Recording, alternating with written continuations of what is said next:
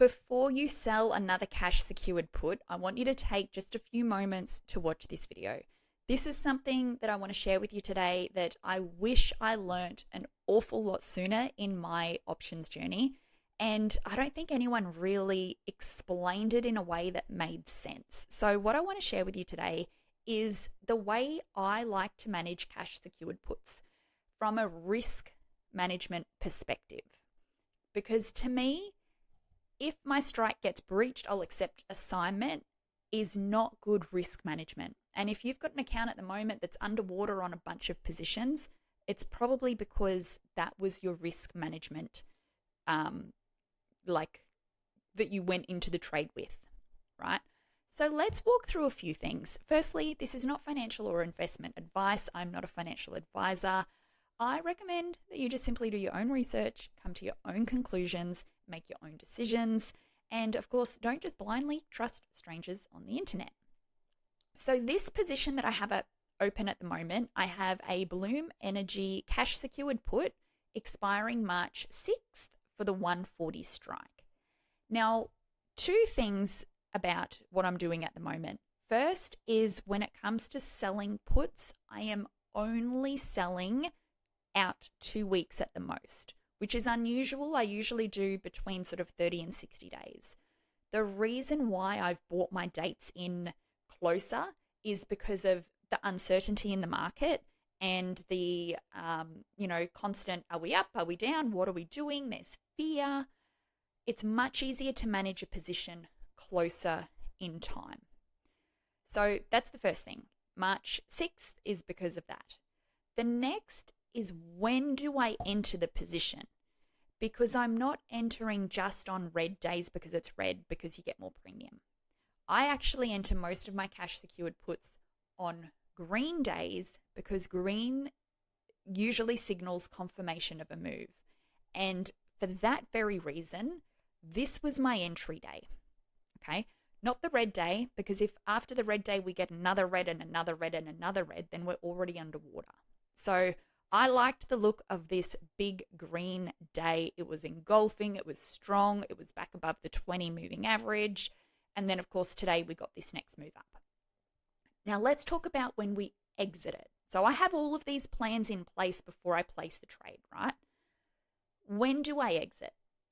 Firstly, if we rise up to this sort of 176, that's sort of where I've got my level. If the stock price rises up to 176, then I will take profit and I will exit. By then, I will be in most of my profit anyway, right? So I will close that trade. We are all done. We are all good. And of course, that part's easy, right? We see profit, we take profit. But what if the opposite happens and we start to drift down? My line in the sand is 145. It's not actually 140, right? Even though my strike is 140, my action taking level is 145. If we get to 145 and it's before the March the 6th, depending on what the date is, I might be in profit. If I'm in profit, I will take profit, I will exit the trade. If I'm not in profit, and this is all provided the market hasn't completely turned on its head. If there's some terrible news that's come out, if Bloom Energy has some terrible news, if it all looks like it's turning pear-shaped, then I will cut the loss and get out.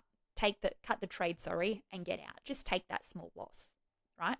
But if all still looks okay, if it's just simply market movement, then I will look to roll my position. This is the part where people go wrong that I wish I knew sooner. We don't want to wait until either the expiry or until we breach our strike. What happens so often is that our strike will breach and then we'll cross our fingers and we'll go, come back up, come back up, come back up. And then we tell ourselves, no, I wanted these shares anyway. I'll just take assignment. But then we drop to, say, 120. And all of a sudden, we've got to buy these shares at 140. They're now only worth 120. And we're like, I don't want to own these anymore. That's a lot underwater. But by then, it's too late to do much about it. Let me show you why taking action sooner is better than later. by bringing up the options chain and by actually working this through. So let's say we've got a contract expiring the 27th of Feb, and we need to roll it. It's underwater, we need to roll it. Now, for all of these prices that we play around with, I'm going to use the price column because the bid and the ask have new bid and ask in some of them after hours, but the price is consistent. That's the last traded price. So let's come to where we're trading at the moment, and let's use that example of if I had my 140 sold put and we're now $20 underwater, what would that look like? So if we were to try to simulate that now, we were $20 underwater, give or take, our strike would be about 185. So let's use that. So let's just do some math here. Our current strike is 185.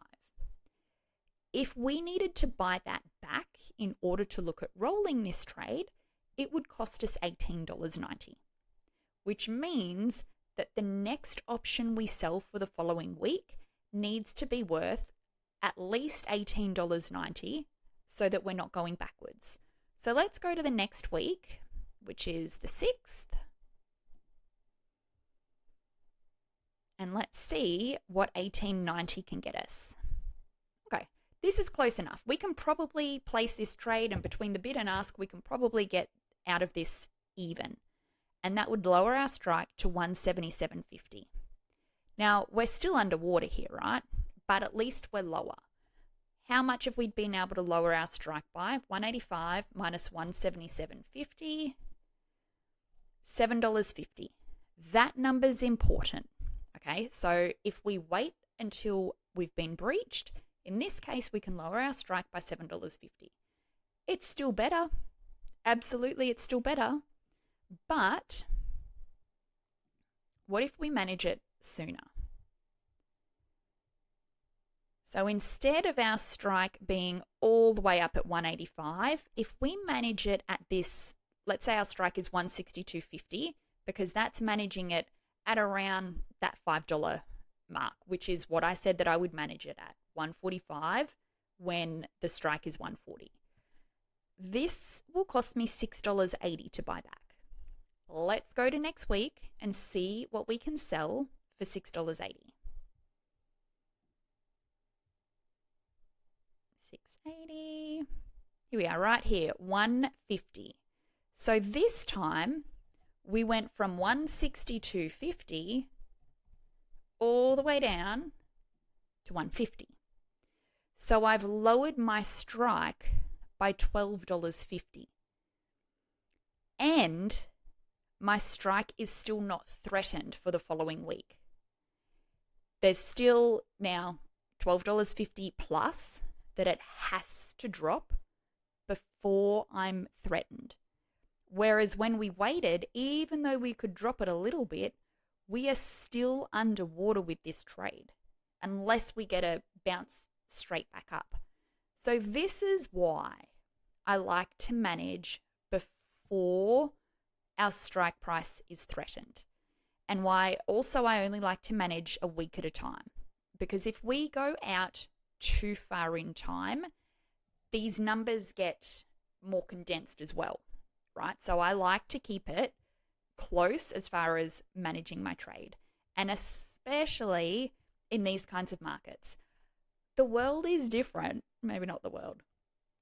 Trading is different when we are in a 2025 bull run. But we're not in a 2025 bull run right now. We might be later, but right this very second we're not. So we need to make sure that our risk management is reflective of the conditions that we're in.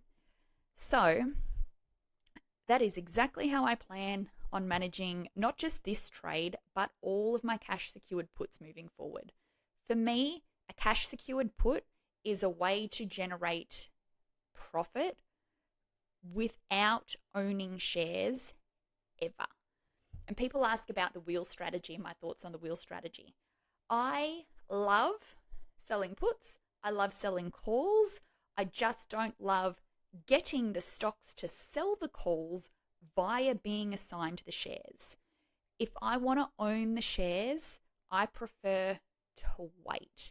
And this is why, right? If I wanted to own shares of BE, let's say I thought that I wanted to own them here at 120 ish, and I was sold a put there, I have to own them at that.